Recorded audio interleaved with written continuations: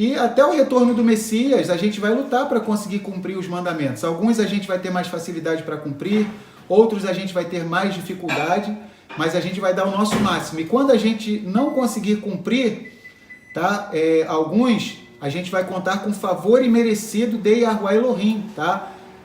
Primeiro vamos tentar, e se não conseguirmos, Yahuwah, eu tentei, fiz o máximo, me ajuda, mais para frente eu quero cumprir esse mandamento, eu apelo para o favor imerecido, tá? Então temos o favor imerecido, a Hesed, do nosso Yahushua HaMashiach, tá?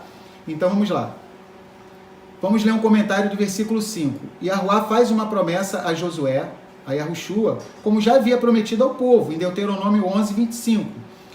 Existe aqui dois sentidos, que ninguém resistirá ao povo de Israel e que ninguém se rebelará contra Josué. Então olha que coisa interessante, tá? Ninguém iria resistir ao povo de Israel e não haveria nenhuma rebelião contra Josué, tá? Yahushua, sendo que Josué iria ser mais respeitado do que Moshe, do que Moisés, contra quem havia muitas rebeliões e reclamações.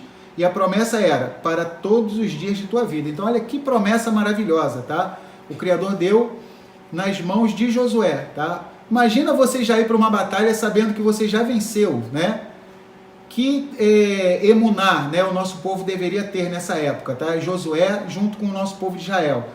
Qual era o trabalho de Israel? Guardar os mandamentos, estatutos e juízos, tá?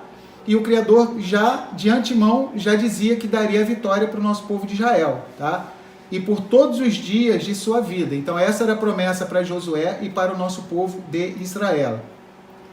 Vamos ler o versículo 5 e o 6. Ninguém se susterá diante de ti.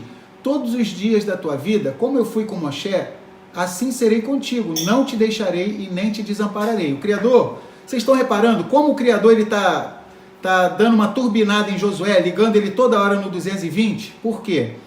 Porque ele precisa de muito encorajamento, tá? O Criador está prometendo que não vai deixar ele, não vai desamparar ele, porque o Criador sabia que era uma tarefa muito árdua. Segundo a tradição, Moshe, antes de morrer, isso é a tradição, a Torá não fala, tá? Mas é bem possível que tenha acontecido isso.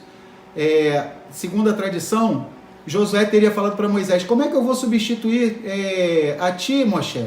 Como? E Moshe teria falado, né? Olha, o Criador, ele é tão bondoso que ele conseguiu trabalhar até comigo, com todas as falhas. Gago, não sou eloquente.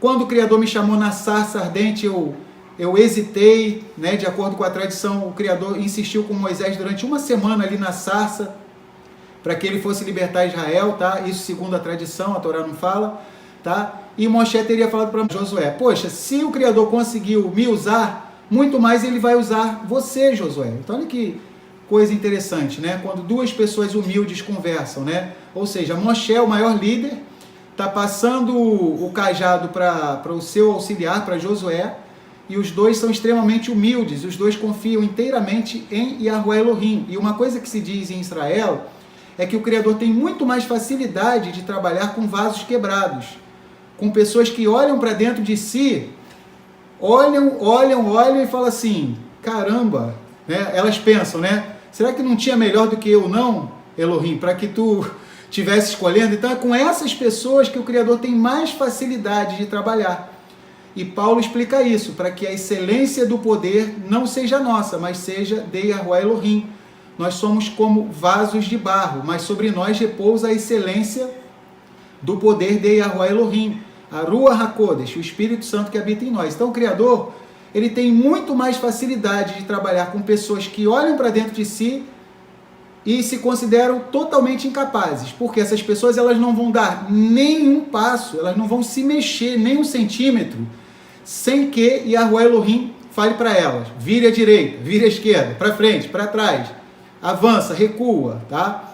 A gente lembra de Moshe, né, Moisés, em um certo momento da Torá, que o Criador disse, eu não vou mais com vocês. Aí Moshe falou assim, por favor, Yahuwah, não nos ordene que venhamos andar por esse deserto sem a tua presença. Se a tua presença não for conosco, nós não andaremos. Ou seja, Moshe, ele reconhecia que não podia dar nenhum passo sem a orientação do Criador.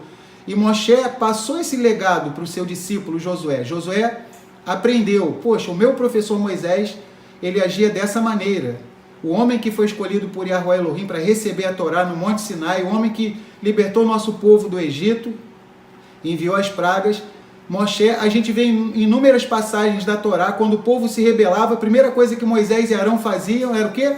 Pum! Eles se prostravam com a cara no pó. Então Moshe e Arão se prostraram sobre seus rostos e imploraram: ó Yahuwá. Então eram homens de oração que não davam um passo sem a orientação do Criador.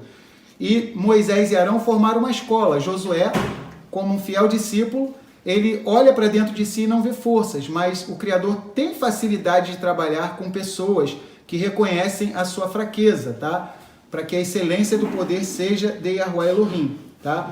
Vamos ler um comentário aqui, vamos ler o versículo 6 e um comentário. Esforça-te e tem bom ânimo, porque tu farás a este povo herdar a terra que jurei a seus antepassados lhes daria. Josué, Yahushua, enfrentava duras lutas físicas.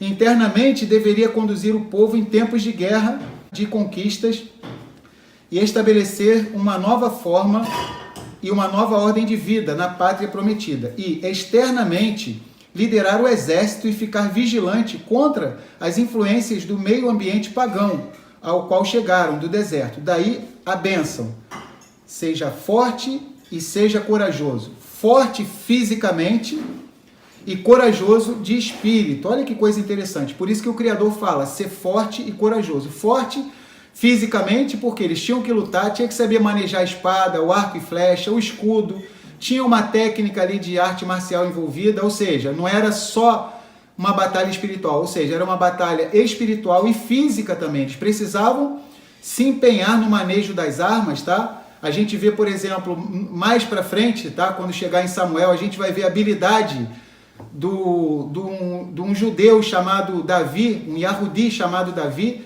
que com uma funda venceu o gigante Golias, o filisteu, ou seja, precisa haver uma habilidade, tá?